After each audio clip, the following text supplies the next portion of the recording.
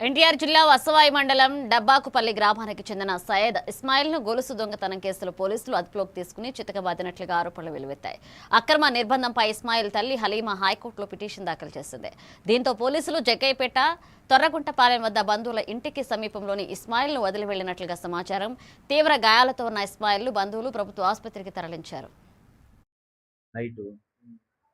నైట్లో ఏదో gold hand chain పోయిందంట. అది నాకు దొరికిందని చెప్పేసి పొద్దున్నే పోతున్న నాకు దొరికిందని చెప్పేసి కేసు పెట్టారు నా మీద.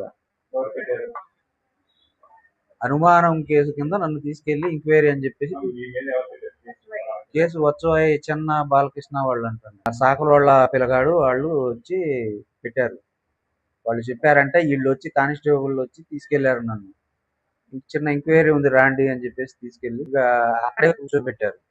మళ్ళీ వెనక నుంచి మా అమ్మగారిని తీసుకెళ్లారు. ఆమెను విడిగా కూర్చోబెట్టారు, నన్ను విడిగా కూర్చోబెట్టారు.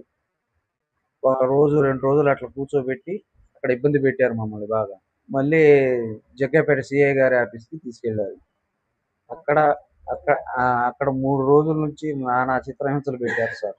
చెప్పలేని విధంగా టార్చర్ పెట్టారు.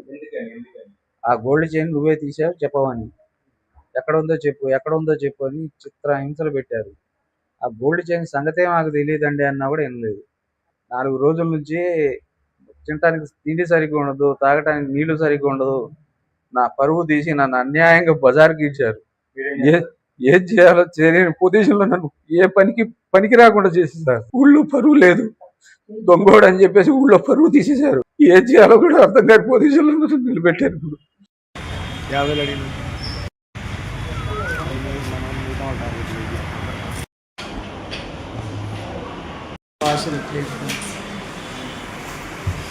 అంతకు ముందు రోజు అక్కడ ఏదో ఫంక్షన్ జరిగిందంటండి నైట్. ఆ నైట్లో ఏదో గోల్డ్ హ్యాండ్ చైన్ పోయిందంట. అది నాకు దొరికింది.